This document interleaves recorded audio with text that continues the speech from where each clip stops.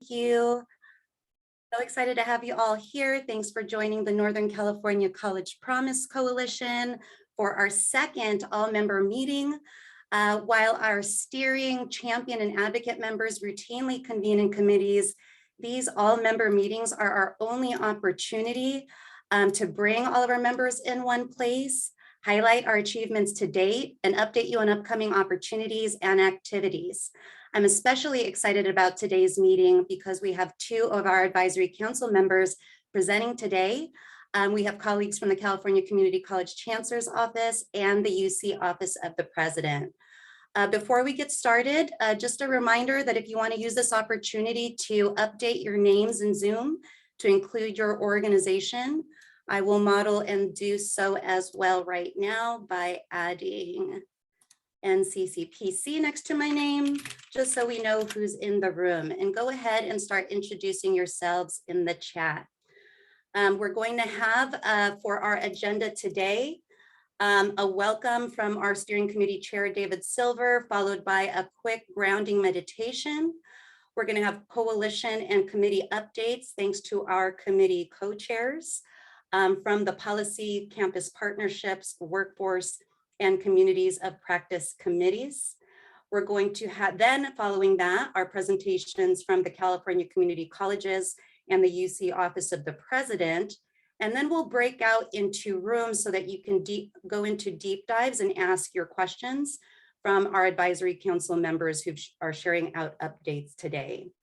Also, I just want to note that we're going to be sharing a lot of different resources today. The different resources that we share will be in this link here, which I'll put in the chat, and we'll remind you of these links throughout the day. So without further ado, I'd like to get us started by welcoming the chair of the steering committee for the coalition, David Silver, Director of Education for the Office of Oakland Mayor Levy Schaaf. Thank you, Mayor. Thank you, Mayor. Just wanted to say, appreciate everyone as we're here today. My name is David Silver, and I can't believe that we are here. It's been just over 2 years, and that when we started this thing and where we are today. All of you are here because you care about making sure that every single one of our kids that is from a background that traditionally doesn't go to college is able to go to college. And I want to say thank you for that. We founded this coalition because of the fact that if we do this alone, we get this far, but if we do it together, we can have the leverage to do way, way, way more.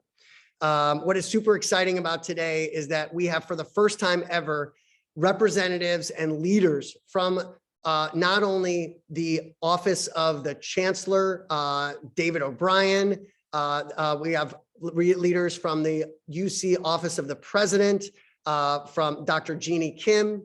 We also have representatives from Cal State Chancellor's Office as well, April Gromo. It is pretty incredible that you have all three institutions all together saying that this is important for our kids, and we thank you. In addition, we have Mia Hayes from UC Berkeley. We also have people that are elected officials with us as well, John Pimentel from San Mateo, and we're excited to have student leadership as well, the Muslim Student Association too. We also have the mayor's office. I'm actually here I'm not actually the mayor here, but I'm at her desk right now just to get a little bit of hype as we go here. We have representatives from Oakland, mayor's office, San Jose, Rancho Cordova, San Francisco, as we build out this broad coalition. And then I also want to welcome in the new steering committee members, Ed Trust West, Money Think, and champion members and California Competes, and you aspire to the amazing group that is already with us today. When you have thousands of people coming together to say, we want a partnership from a workforce partner, we want a partnership from a public agency, when we want a partnership from different areas, you have a ton more leverage and people listen to us when that happens. And that's because you all and we all have done this together. Specifically, a couple of shout outs I want to say is that we now have 1,100 people at Cal State East Bay, for example, that now are benefiting from the partnership that we have right now. We have over 3,000 students that are in NorCal campuses at UC Berkeley, at Davis, at Merced, and Santa Cruz, and we're building out partnerships with workforce partners like the Gap. And I also want to just say we are representing 50,000 people across this region. Did you hear what I said? 50,000 people across this region. It's pretty awesome. And we're just beginning. Mayor Schaaf has helped us to bring on 6 different cities, and counting. Mayors like Steinberg and Liccardo and Breed and others are on this coalition. We've invited, we want to take this not just for a city, not just for a state, but to be a national model of what it takes when we bring everyone together to fight for kids and equity, to increase college and career access. We're inviting First Lady Jill Biden to come to us when we do some officially launching as we go forward, as well as some sharing of what we're doing to replicate across the country. We're also, our colleagues at College Promise Coalition, at the College Promise organization, they've actually published a policy paper that we wrote to learn from what we're doing as well, and be able to share these best practices. And then we've also, and this is a preview, so I won't tell you now, but we are working on some legislation and have gotten some success that is likely to produce millions, if not more, dollars for millions of students as well, to make sure that they can have scholarships, which we'll preview and talk more about in a few moments. We also want to welcome you to something that started small, but has the potential to be unlimited. I also want to thank those that have made this possible. And specifically, I want to call out not only our steering committee members, our advisory members, but also Mayor Curry. She is incredible. She was a leader at NCAN and a federal advocacy fellow. She also was selected to be on the NCAN advisory task force, and we are lucky that we stole her from other organizations to be the full-time executive director and lead our charge here. Also, it's about not just adults, it's about students, and that's why we're here. Want to give it up for Mackenzie Gill, a student, a Stockton scholar, who is here and a fellow working with us today to make sure that we are doing what is best for students. And also, I want to say 2 final things, and I'll pass it over to Mayor. If you are a person that is already a member, if you could put something in the chat and say I'm a member, say your name, say anything, and just where you're from, anything. Just if you are already a member, whether it's a steering committee member, whether it's just a member at large, please put that out there.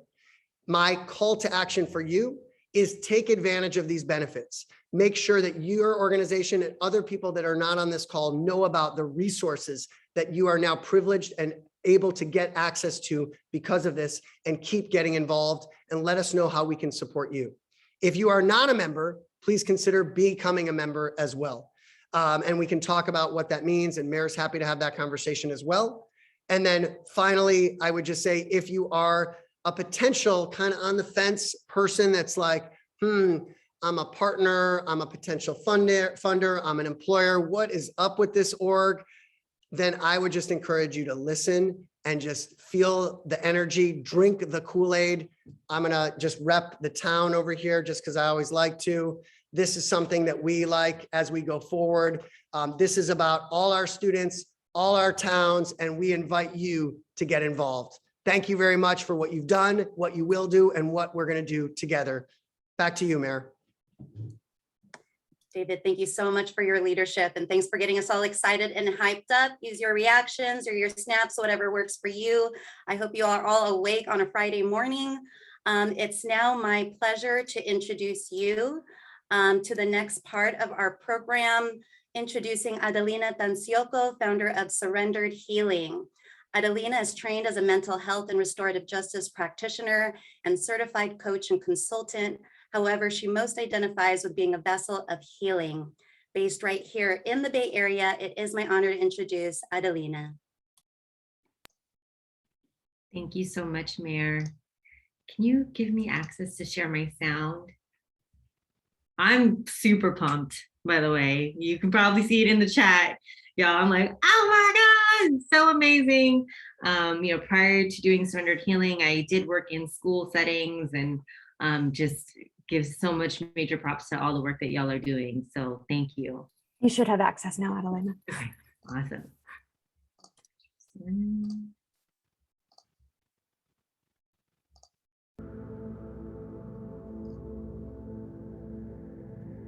Thank you, dear Creator, for another day to love and be loved, to inspire, to serve, heal, and come together in this beautiful community.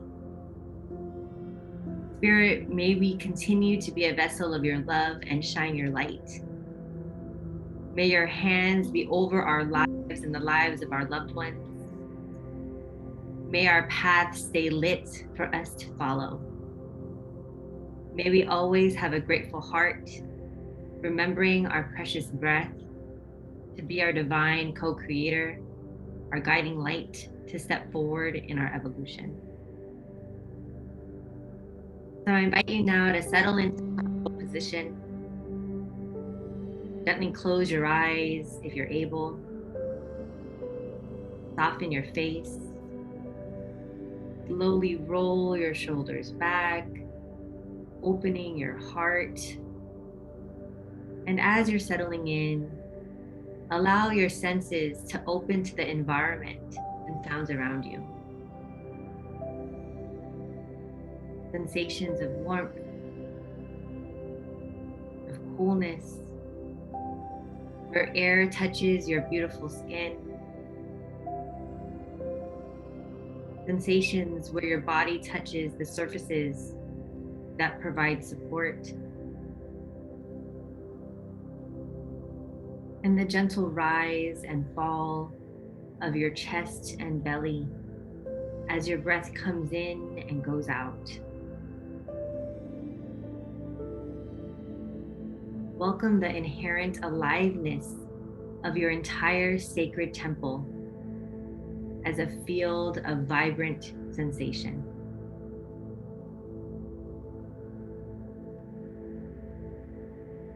Take a moment to think of an intention for today's call. Perhaps to learn something new, to create new relationships, or something entirely different.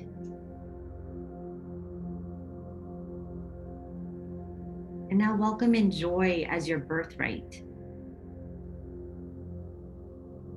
Take a moment to recall your heartfelt desire, your heart's deepest longing, perhaps for health, healing, or awakening. And affirm your inner resource, an inner felt sense of unchanging being and well-being. Sensations of feeling grounded, secure and at ease, knowing that you can tune into this inner resource at any time, whenever you need to feel unchanging peace and well-being. Notice and welcome sensations throughout your body. The natural aliveness in the front of your body, the back of your body, sensations on the left side of your body, the right side, sensations deep inside your body. Surface those sensations, welcoming the natural aliveness of the whole body as a field of sensation radiating in all directions. Bring attention to the body breathing itself, welcoming the breath through your body as it goes in and out. With each exhalation, letting go into flows, feelings of peace,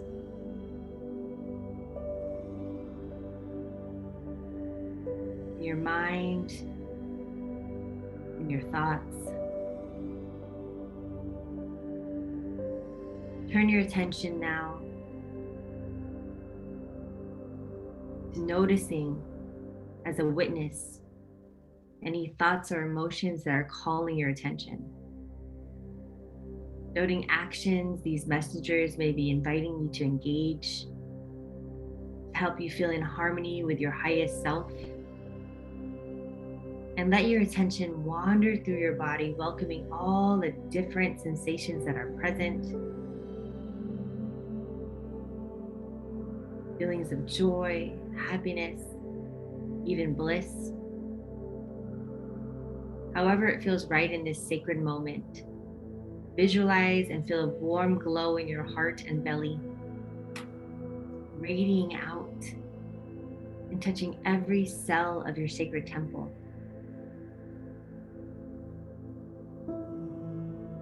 And bring your mind to an experience, a person, animal, or place that brings great joy. Notice where and how you experience a sense of joy. Thoughts drifting away like balloons in the sky as you become more and more absorbed with feelings of joy. And notice if there are any particular opposite feelings arising. If so, spend time alternating between joy and its opposites. And when it feels right, welcoming both to the present and at the same time. Welcoming everything now to just be as it is. Taking time to delight in the simple feeling of well-being as you continue to deepen into your practice.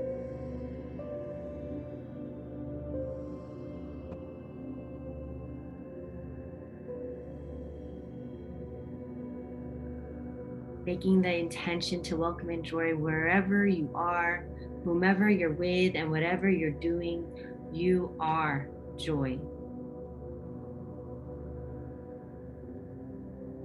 Inviting your body to slowly move and stretch, all while feeling grounded, secure, and at ease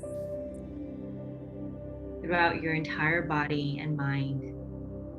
Now take a yummy, slow breath in and out.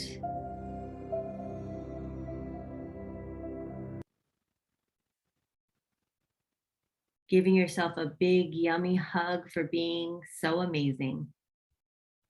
Gently float your eyelids open. Endless blessings and love.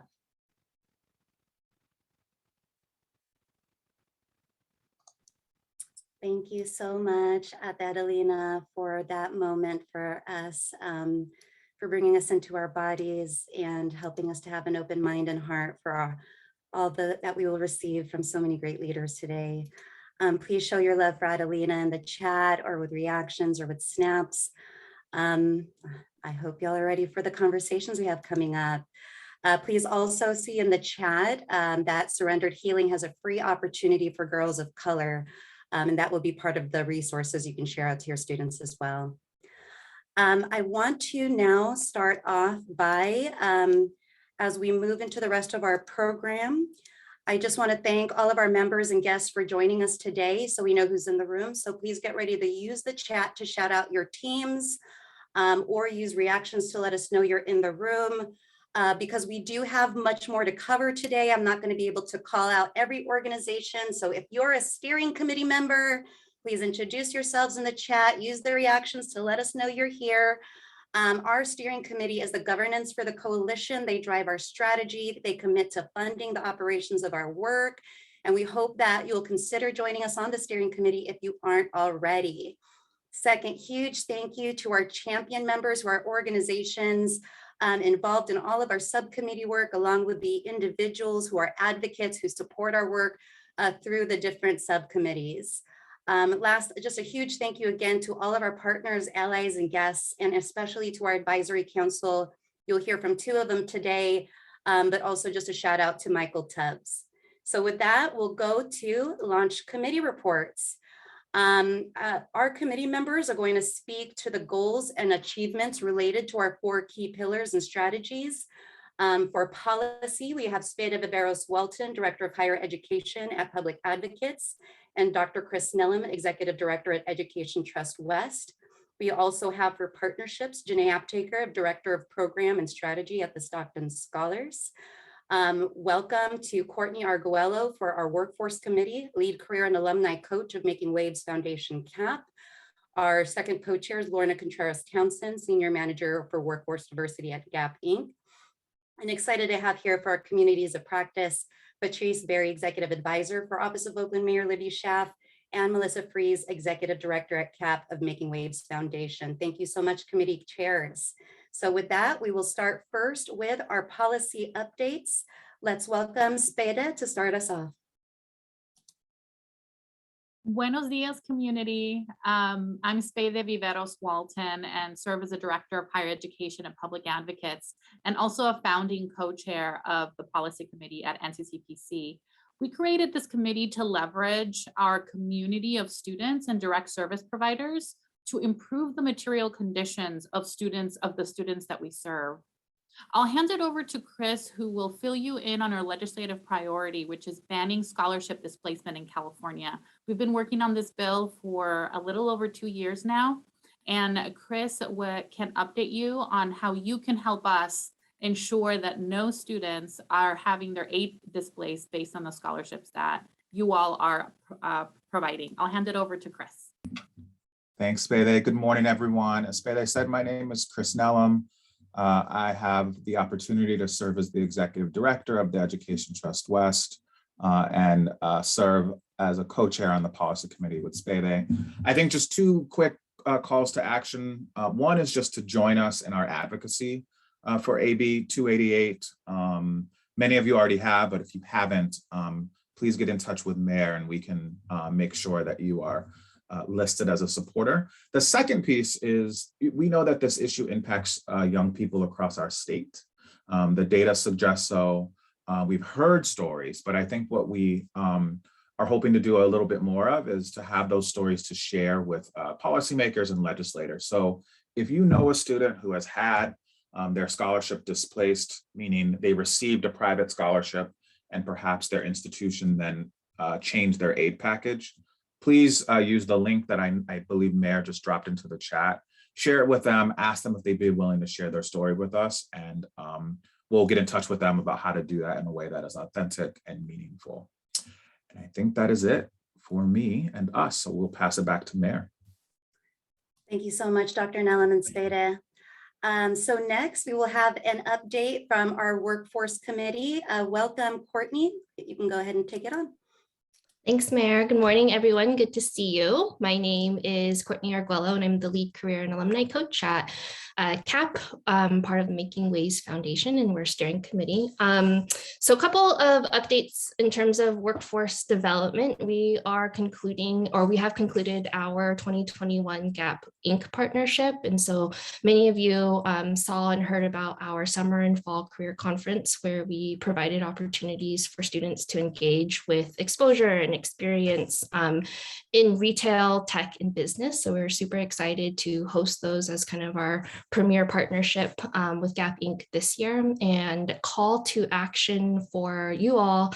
One of our other partnerships is Management Leadership for Tomorrow, which has a career prep program for college sophomores. We, as part of NCCPC members, we have 50 spots for our Bay Area cohort. And so applications, the final deadline is due on Tuesday, February 15th. So please, please, please encourage all of your students to complete their applications. And if they need support, Career Prep has a lot of different information sessions going on. And last but not least, in the call to action, if any members are interested in partnering with Gap Inc. for career events over the next year or so, you can indicate that so in your exit ticket. Awesome. Thank you so much, Courtney, and to Lorna, who's not here, for all of the work spearheaded for our Workforce Committee. I'd now like to turn it over to Janae Aptaker to update on us on partnerships. Welcome, Janae. Thank you, Mayor, and good morning, everyone. My name is Janae Aptaker again, Director of Program and Strategy for the Stockton Scholars Program. For those of you who may not be familiar with our work, we are a Stockton-based nonprofit that was founded by Michael Tubbs in 2018 as a college promise program and a scholarship program. A couple quick updates for you all. We established a partnership with Cal State East Bay, and we are excited to share that it's completing its first full year. We have 4 data sharing partners that have been active in this agreement. And so we're grateful to Oakland Promise, Richmond Promise, and One Goal.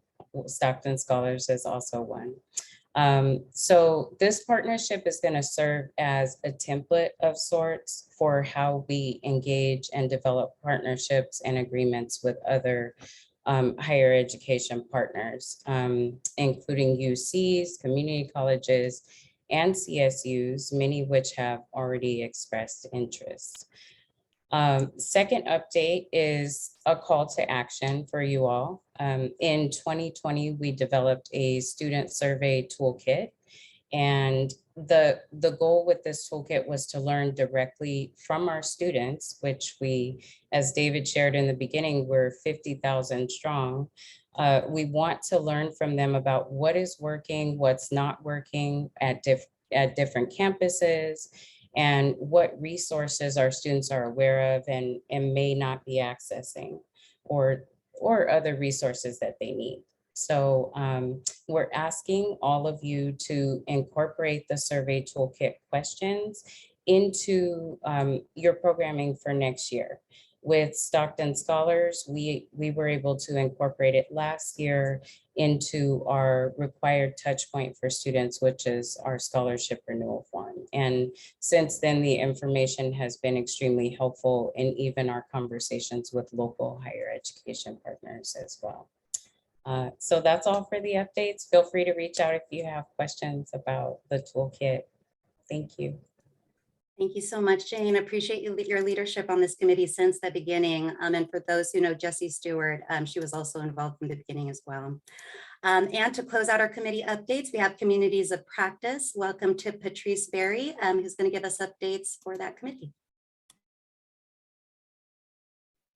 Hi, everyone. I'm going to team up with Melissa on this update. Am I on mute? I'm not on mute. Sorry, that happens 10 times a day. One of the big updates I'm excited to share is that we finally have launched a project that we've been working on over several months, led by students in partnership with Let's Get Ready for College. We have created a tech-enabled hub of resources and advice that high school students and college students can tap to access resources of all kinds, including college planning, financial aid, basic needs supports, including mental health. And so we will send out some language and some visuals that you all can use. The call to action for you is to share this with students, share this with your schools, your school districts, and your college partners so that we can make sure that we can get this new available resource in front of as many students as possible. I think that's the big one, Melissa. Did I get it? You got it. I just wanted to chime in and say thank you, Patrice, for noting that. This committee is all about engagement with all of you. We want to come together, learn from each other, and really work on topics that are of concern to all of us. And we think that's the value of this partnership. So this meeting is something Patrice and I worked with Mayor on to kind of come up with the agenda. Mayor's always the force behind everything, but really, what are the ways we can provide value to all of you? Looking at financial aid, looking at the Let's Go to College resource hub, and really concerns about our students and their mental health. We know the last 2 years has been extremely challenging for them, and we're continuing to consider ways that we can really have impact in addressing that need for our students. So thank you, everyone. We're glad you're here today. So grateful to have your leadership, both Melissa and Patrice. And for folks, the Communities of Practice is one of the committees where we really just get to thought partner around all kinds of different topics. We start off with questions like what's working and what's not. So we encourage you to join us. Okay, I'm excited to now launch us into the part of the program where we hear from our advisory council members. So first, welcome to our advisory council member, the California Community College Chancellor's Office. Chancellor Eloy Oakley has supported our work since February 2021, and David O'Brien, Vice Chancellor of Government Relations, represents the Chancellor's office. David has served as the Vice Chancellor since April of 2020, and in this role, he oversees a division responsible for formulating and advancing the legislative agenda of the California community colleges and represents the Chancellor's office before the legislature and executive branch of the state and federal governments. And we're super excited that this year we are a partner of the I Can Go to College campaign, which is highlighted on both NCCPC's website and our student hub, Let's Go to College Bay Area. With that, I'll turn it over to David. Thank you so much, Mayor, and good morning, everyone. It is such a pleasure to be here with you all on this Friday. As my background always reminds us, we are in Black History Month, which is the month that we in higher education have an opportunity to recommit ourselves to reducing equity gaps and to uplifting and supporting Black and African American students 12 months out of the year, 365 days a year, not just 1 month.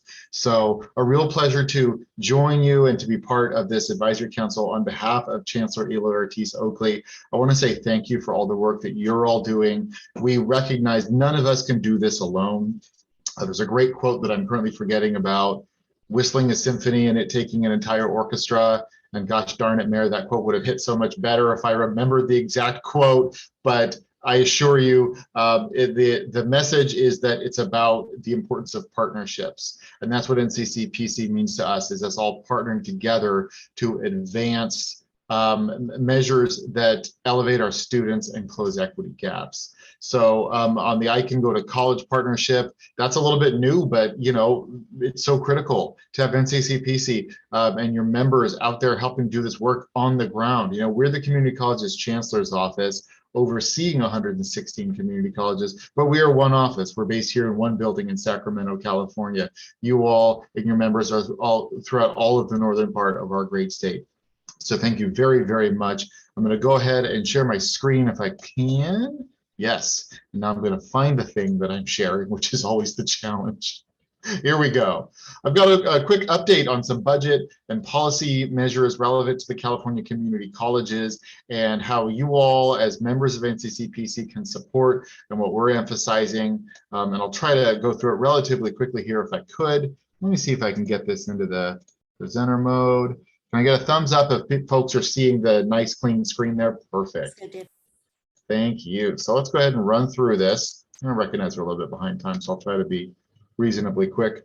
I want to announce some really exciting things that Governor Newsom has proposed in his budget. And so for those of you that haven't worked much of the state budget process, the governor proposes a budget in January of every year. And the budget is debated and discussed in the legislature in the spring months. And then in May, after the revenues from April, when we've all filed our income taxes come in, that's when the governor proposes a revised version known as the May revision or May revise. And the legislature is expected to pass the budget by mid-June. And the budget is where a lot of the major policy for higher education in California gets done. There are bills, yes, and I have a few bills I want to talk about, including AB 288 that we are pleased to support, but so much of the work that goes into funding these initiatives designed to advance equity in higher education comes from the state budget. And so I hope you will join us in some budget advocacy, and I have an opportunity for you to do that in a minute. The really, really exciting thing, a potential game changer that Governor Newsom has proposed in this year's state budget for the first time ever is what we're calling a roadmap to California's future. He is proposing that the state of California officially enter into a partnership with each of the three systems of higher education. We sometimes call them segments, the UC, the CSU, and the California community colleges, on this roadmap to commit us to actual outcomes, focusing on our students' outcomes, reducing specific equity gaps. And if you open up the budget, if you I don't know if your sleeping pills aren't working lately or you need some cure for some persistent insomnia, go ahead and open up the state budget and read it in detail. But there's very specific measures that the governor's budget proposes to expect UC, CSU, and community colleges to meet related to student outcomes, closing equity gaps, working together rather than sort of retreating to our usual silos, as we often do in higher education, on behalf of students and preparing the future workforce of tomorrow. I'm sorry I don't have time to go into a lot of detail about the state budget, But I can't emphasize enough that this roadmap is the most forward-thinking and innovative proposal for funding higher education we've seen in California in years. And so I encourage you all to read a little bit more about that, or to reach out to me. You will have my contact information to learn more about the roadmap to California's future and how you can support it. As part of that roadmap, the governor proposes to continue an initiative that technically actually begun under his predecessor a few years ago, but has been somewhat halted due to COVID-19. Some of you may be familiar with this. It's called the Student-Centered Funding Formula for Community Colleges, or SCFF. And I know that's kind of a wonky sounding title. What does that mean? The Student-Centered Funding Formula, if you're not familiar with it, is a very innovative new way of approaching how the state actually finances community colleges in California. For many, many years, for basically the entirety of the existence of California community colleges, our system was funded, the money we get from the state, purely on the basis of one metric and one metric alone, and that's enrollment. I know this meeting is being recorded, but I'll go ahead and say it. The sort of cheap and dirty way of saying that is butts in seats. How many butts do you have in seats? How many students are enrolling in your college? We're going to give you a certain amount per student. More for the full-time students, less for the part-time students. Boom, there's your budget. That's what you get from the state. And essentially, I mean, you think about it for even just a minute, it becomes clear what's wrong with just an enrollment-based funding model for higher education, right? It treats an adult learner like myself. Let's say I'm going to Mexico next year, and so I want to brush up on my Spanish. So I'm taking a couple Spanish classes here at Sacramento City College. That model treated me and the college serving me the same as a first-generation student of color whose parents might have immigrated here some years ago and who's looking to become the first person in their family with a college degree, right? So it's inherently problematic to have a model that's focused solely on enrollment. And so the student-centered funding formula, which was enacted a few years ago, but as I mentioned, sort of put on pause because of COVID-19, proposes to fund California community colleges based still on a combination of enrollment, the demographics of students being enrolled, so colleges that enroll more low-income students, more students who are eligible for what we call AB 540 status for undocumented students, and more students who are receiving financial aid, right? So the more of those students you enroll and serve, the more funding you would get, as well as a little bit extra money based on outcomes. So the more students actually transfer out of your college to a four-year school, or the more students who actually get a certificate in a workforce program so they can enter the workforce, the more money colleges would get. It's really innovative, and the governor is proposing in his budget finally getting back to full implementation of that student-centered funding formula and providing this stability for how we fund community colleges to ensure that colleges funding never decreases below a certain amount, but they get extra funding if they commit to serving more low-income first-generation students and to serving those students and focusing on student outcomes, not just inputs, but outputs, I guess is the proper term there. So that's a really innovative piece of the governor's budget. A few other pieces in the budget I want to highlight. There are a few measures, as you know, being with NCCPC, college affordability and the ability of students to access financial aid is a critical part of your core mission. We're also really, really supportive that the governor's budget has an additional $100 million in a program called the Student Success and Completion Grant, which is a supplemental financial aid program that adds on to the existing Cal Grant program for students who attend full-time. We want that. We want to incentivize students who can take that time off work and some other life responsibilities and go full-time. The data is clear that students who are able to do that, who can afford to do that, have the higher chances of success. It also includes a little bit extra money for those of you who may be involved in your local promise programs and have worked with some of your local colleges' financial aid offices and are aware how under-resourced and thinly staffed and overworked those hardworking financial aid offices are. For the first time, the governor's budget proposes extra money for community college financial aid offices, thank goodness, as well as some additional emergency assistance for our AB 540 students. And again, those are those eligible undocumented students who are able to come attend public institutions of higher education in California and pay the in-state tuition rate. And we really want to support that population, which has been so disproportionately hit by COVID. I'm moving quickly, apologies, just trying to be aware of the time. It includes some extra funding for student enrollment and retention. So the enrollment conversation we had a minute ago, where I talked about how enrollment can't be the sole basis of how we judge success as a system, that is true, but we do still have to enroll students. And if you haven't seen the news, nationwide, there has been a decline in enrollment in higher education, much, much worse at community colleges than at four-year universities. And we know why that is. We know that's who community colleges are more likely to serve, right? Those first-generation students, working parents, adults who are working full-time. Our students are the students, when you hear about essential workers, workers who weren't able to go to work from home during COVID and sit, with this safe desk environment like we had, but had to keep going to work in the shipping industry, trucking, supply and logistics, grocery stores. Those are our students that we serve in the California community colleges.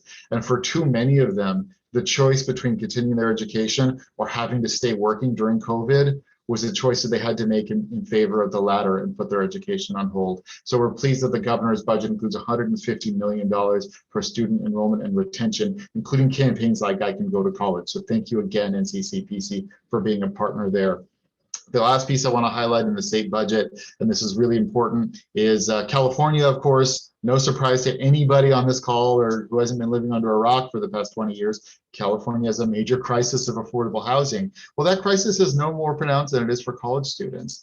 And the governor's budget continues an investment that was funded last year of $2 billion in affordable student housing, 50% of which is actually allocated to California community colleges. This is a big change because historically community colleges were not necessarily known for being places that had on-campus student housing. I believe as of now, only about a dozen, I'd have to look, it's maybe we're up to 14 of our 116 California community colleges actually have on-campus student housing. But that's going to be changing in the next few years. More and more of our community colleges are going to continue to serve students with the type of on-campus student housing that UC and CSU have. Only we're going to do it better than UC and CSU do, just saying. The governor's budget includes $750 million for the second year of this program. So please do stay tuned on that, but we're really, really excited that we're finally going to have an opportunity to address our students' housing insecurity through this. Again, moving quickly, I want to give you an update on some major policy and legislation and then how you can support. On the federal level, I want to just highlight one thing, and it's mostly just to make you aware of it. There's not really an action I can ask you to take right now. There is a very innovative proposal that President Biden announced last year. As you may be aware, the First Lady, Dr. Jill Biden, who we love, is a community college professor and one of the biggest boosters of community colleges in the country. It is so phenomenal. We have the most community college-friendly administration we've ever had in Washington, D.C. And one of the things that President Biden has proposed is called America's College Promise, or ACP as we call it. And, a little bit addressing the elephant in the room, we do tend to use the word promise a lot in education, don't we? But this is a really innovative, exciting game changer of a proposal that would guarantee 2 years of tuition-free community college to every American, regardless of their age, their immigration or citizenship status, or whether they even have prior college experience. And what it would do is it would actually create a federal-state partnership. It's not just the federal government creating a brand new program, it's the federal government giving money to states. And especially important for California, if you're wondering right now, wait a minute, haven't I heard about something called a BOG fee waiver or California College Promise Grant fee waiver? Haven't I seen headlines that show that like a majority of California college students actually don't pay tuition? And now that I think about it, doesn't California have some of the lowest tuition among community colleges? Yes, yes, and yes, you read my mind. But the great news about America's College Promise is that it doesn't penalize states that already invest a lot of money in keeping tuition low and in state-funded financial aid. It rewards those states by creating a formula that allows states to keep excess funds and use them to meet the total cost of attendance. That's what financial aid policy in California has been all about for the past few years. That's what AB 288 is all about, is allowing students to maximize all of their financial aid to meet not just tuition, but those housing, food, textbooks, et cetera, the real cost of college in California. The ACP is unfortunately stalled at the moment. It did not advance in the Build Back Better Act, as you may have seen the names of a couple, I'm not going to name them here, a couple of Democratic members of the US Senate who seem to oppose most of President Biden and their party's agenda, unfortunately. So we are hoping that this will come back perhaps in President Biden's budget proposal later this year. Do keep an eye out though, because it's not getting enough attention here in California, and it's something that would be tremendous benefit to our students. All right, I want to touch on a couple of our state legislative priorities, and I'll move very quickly here. We are working on an issue that some of you are probably aware of, related to equitable placement of California community college students. A few years ago, California passed this very innovative new legislation called AB 705, which essentially establishes a state policy that we want to see as many of our students as possible, when they started a community college, placed into full transfer level English and math courses, not placed by default into these remedial or pre-transfer level courses, which we know had an extremely negative disproportionate impact, particularly by race, on students, and contributed very negatively to students' ability to complete. And so that legislation passed a few years ago, and we're working with the author of that legislation, Assemblymember Jackie Irwin, who's an incredible champion of these issues, on Assembly Bill 1705. So we'll have to keep those two straight. It's intentional, though, the 1705 being the bill number for the new bill, adding on to 8705. And the intent of this bill is essentially to clarify that when a new student enrolls at a community college, they're not just to be placed into those transfer level courses, but actually get those students enrolled in those courses, right? Don't find ways to sort of continue this deficit mindset about students and kick them into the remedial courses because you think, quote unquote, they're not ready. It's about our colleges need to be student ready. We're not less about our students being college ready. That's an old sort of mindset that we're moving past. The second major bill that we're working on this year is an expansion of AB 540, the undocumented student ability to attend. This was added on to a few years ago. You may have heard that the whole idea behind the original AB 540 was students who have done a few years of high school in California, regardless of their citizenship status, if they came here and they were undocumented, they can attend our in-state public institutions of higher education and pay the resident tuition rate. Well, a few years ago, we said that it doesn't just have to be high school. You can do a couple years community college as well.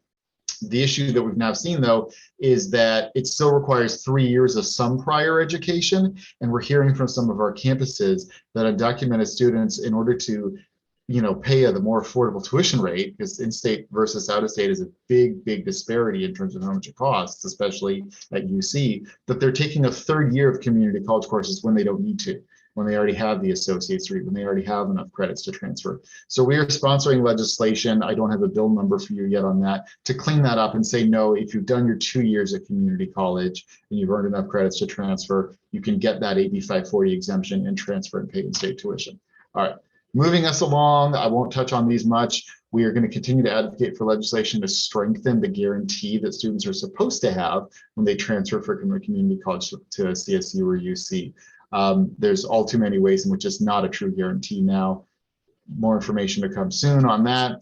And then we are continuing to work, as I know NCCPC, as many of your members are, on financial aid reform. There's been a bill introduced by my colleagues at the California Student Aid Commission, of which I am a member, to essentially enact this Cal Grant equity framework around access to the Cal Grant. And it would make hundreds of thousands more students eligible for the Cal Grant in community colleges, particularly, which we're very supportive of. We're going to continue to advocate as well for an increase to the award amount of the Cal Grant itself, because as it is right now, it's set at a little over $1,600 and has lost over 75% of its value due to inflation over the years. So we're appreciative of those efforts and want to continue to fight for an equitable access to the Cal Grant and Cal Grant award amount itself. All right, so what we're asking for members to do, and the letter will be ready soon, so you've got my contact information here, and maybe my colleague Melissa, who's on the call, can put this in the chat as well. We're going to be sending out a coalition budget letter. We would love it if not just NCCPC, but your individual organizations and associations can sign on to our letter to the legislature, urging them to please support the governor's innovative new budget proposals for higher education and for California community colleges in general. So we will post that. I'm probably way over time. The students' mental health is a big priority, and if we have time in the breakout rooms, we can certainly address that. But thank you so much for your time today. I'm happy to take any questions. And I know we have to move on, but look forward to seeing folks in the breakout room. Awesome. Thank you so much, David, for joining us today and for that great presentation. Can you confirm if you'll be able to share the deck with me so I can share it with our attendees today? Absolutely. Wonderful. Thank you. And actually, we may have to hold off on the breakouts. So I would like to suggest that if folks want to hear more updates about the policies and the budget that have been shared today, to consider joining one of our policy committee meetings. And we may be able to also coordinate with David in his office for another maybe deep dive just with the Chancellor's office. So thanks again, David. I'd now like to welcome the UC Office of the President to join us for this last part of our presentation. President Drake has supported our work since December 2020, and Sandra Williams-Hamp, Executive Director of Outreach and Educational Partnerships at Graduate, Undergraduate, and Equity Affairs, also represents the UC as our advisory council member. Today we have with us Dr. Jeannie Kim, Director of Student Mental Health and Wellbeing under that department, joining us today to discuss student mental health and wellbeing at the UC. So thank you so much, David, for that transition. Dr. Kim has been working in the field of higher education for 10 years and has served in a variety of roles as a social good architect, building equity-focused initiatives, and bringing these programs to life. Currently, Dr. Kim leads the UC Basic Needs Initiative, advancing the work of a reimagined definition of basic needs, ensuring equity is baked into an ecosystem of financial stability in order for students to grow and thrive. Glad to have you here, Dr. Kim. Thank you so much, Mayor. Hi, everyone. Thanks so much for having me. I'm excited to briefly go through some of my slides. I know we're running short on time, so I'll be brief and I'll be sure to send the slide deck to Mayor to share out with you all too. So one of the things that we've been embarking on within the UC system is an equity lens to student mental health initiatives and efforts. And I had the opportunity to join a little bit earlier and heard that this is a huge priority for the NCCPC, and happy to be a huge partner with you all to advance this work together. So I have a few slides just to put us into perspective of where we're at. So some of the general data trends that we've been seeing, this was data that we collected in the last year across all 10 UC campuses from the American College Health Association National College Health Assessment. And this is general across the entire student body, but we're seeing that 55% of our students scored moderate to severe in psychological distress, 58.7% scored positive for loneliness, and then our students, I like to also include some positive social emotional well-being metrics as well while we're talking about some of the higher risk things that our students are experiencing. But about 40, our average score of students reported a 42 on psychological well-being, which is moderately high on that index. And then our average score of resilience was 5.79 on a scale of 0 to 8. And then 71% of our students were negative for suicidal screening. And then within the last 12 months, 83.8% of our students rated their overall stress as being moderate to high. And this is just general across the student body. We're doing further analysis right now, looking at our underrepresented student groups. And as you can imagine, preliminary data shows that it's extremely even higher for those students. And so if I have an opportunity to connect with some of the other policy groups, we could go into more of that data and talk about strategies for success together. Oops, I went backwards. So one of the things that we're doing is leading with health equity within the UC system. The Budget Act of 2021 provided the UC system with $15 million in ongoing student mental health funding.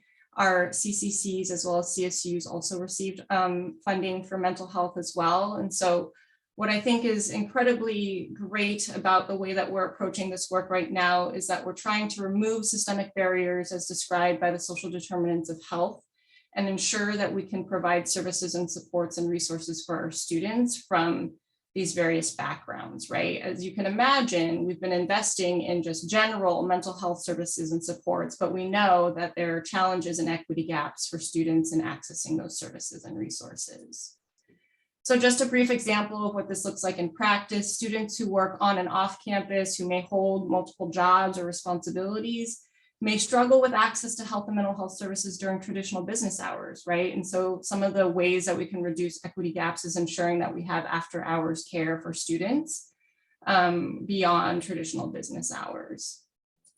So one of the things that we're doing for our goals at a glance is thinking about health equity across the continuum of care for students, starting with ensuring that we have healthy campus environments, moving towards health equity and ensuring there's unencumbered access to services and supports for underrepresented students, and then looking towards health for all and holistic services and supports for students, particularly as they move from early intervention, I'm identified as having a mental health challenge, but then being moved into more of a recovery maintenance phase where they're able to maintain and take care of their mental health and well-being. And so what this looks like in practice for us is we're developing programs, services, and resources across the system. It's really up to the campus environment and looking with our students in mind and partnering with our students to develop initiatives and efforts that really meet our students where they're at. And you can see a wide range of different areas and resources that we're investing these dollars in to support our students. So some key initiatives that we're working towards within the UC system, and I've been talking to Mayor about some of these opportunities of partnership. So right now, the University of California is really working on this UC Community Safety Plan, and it's reimagining how we approach community safety across the system, right? And one of the key areas that I think would be of interest to this group is the holistic, inclusive, and tiered response services. So what this is really going to look like is ensuring that we have trained mental health professionals that can respond to mental health crises on a campus versus having a police response, which may trigger a different experience for a student, right? And I think that's really important that we're thinking holistically about what that response looks like and ensuring that our students don't feel like they are marginalized or being arrested or criminalized because they have a mental illness. One of the other things, as I mentioned, is our UC Equity and Mental Health Initiative. We're actually working with 2 research faculty, one from UC Santa Barbara and one from UC Davis, where we're kind of meeting in the middle. The UC Santa Barbara team has been looking at K through 12 mental health challenges, and the UC Davis team has been looking at community mental health response. And I'm pairing these 2 research teams together to think about how we're looking at the continuum from K through 12 into higher ed. And we'd really be interested in partnering with this group on looking at strategies for success for our students into that transition into the university. And then one of the other things that's happening right now across the state is the California Youth Behavioral Health Initiative. So the state has made a one-time investment of $4 billion to help support youth behavioral health, and that's kindergarten through higher ed, which is an incredible opportunity for us to really think about reimagining our approach to behavioral health needs of all of our youth and children. And there are 3 different areas where we can partner with the California Youth Behavioral Health Initiative through state partnerships, workforce development, which could also be a really good opportunity for our higher ed segments to really help support and provide stipends for the field to increase diversity within the behavioral health workforce. And then looking towards innovative programs and designs through technology and other peer-to-peer programs. And then lastly, I know basic needs was mentioned. The California Higher Education Basic Needs Alliance, which I'm a part of, is a multi-segment group of our California community colleges, our California State University system, as well as our University of California system. We're really thinking about holistically the basic needs of our students. How are we going to approach ensuring that all of our students have access to housing, affordable housing, financial stability, food and housing insecurity, childcare, transportation, and digital equity. So those are kind of the 4 major initiatives that are happening within the UC system as well as across the state that I wanted to share with you all. And that's the last of my slides. Here's my contact information. I hope we have an opportunity to chat more and discuss more and connect. I'm so sorry we're running out of time today, but so appreciative of all the work that you're doing and excited to partner and collaborate with you all. And we're so appreciative you spent this time with us, Dr. Kim. Thank you so much. And Dr. Kim, would you be open to perhaps joining us for one of our Communities of Practice committee meetings where we can dive deeper into this conversation? Yes, I would love that. That would be so great. So folks, consider joining us for one of our Communities of Practice committee meetings. And I'll be sure to share how you can sign up for that in our follow-up emails. So just if folks can give one more just snaps, reaction, just send some love to our presenters. Thank you so much to the UC Office of the President and the Community College Chancellor's Office. For those of you, thank you for staying around for this final piece of our presentation. Before you go, do complete our exit ticket. You heard a couple different calls to action, both from our committees and from our presenters, and you can let us know and indicate which of those actions you'd like to engage in. Before you go, final announcements. Thanks to our partners like the UC Office of the President, the Community College Chancellor's Office, the Cal State. We're hosting a financial aid webinar series from February 22 to March 10. Registration just opened today. Please help us spread the word and get folks signed up. That is, most of these events are targeting our advisors, but we will have some student-centered events as well. Also, given we're talking about mental health, this is something top of mind for us, for our students, but as well for this community. So if you'd like to engage in more grounding practices like this the earlier meditation, we will have a Thankful Thursday on February 24th that will also include a grounding meditation and a sound bath. Member actions for members who are still on. We do have an evaluation that we're planning. So we're asking members to complete a survey to help us design that evaluation.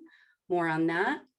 And the mid-year survey is that we collect at the middle of every fiscal year is going to be due at the end of the month. That will be shared as well. So again, before you go, complete the exit ticket. Follow us on social media.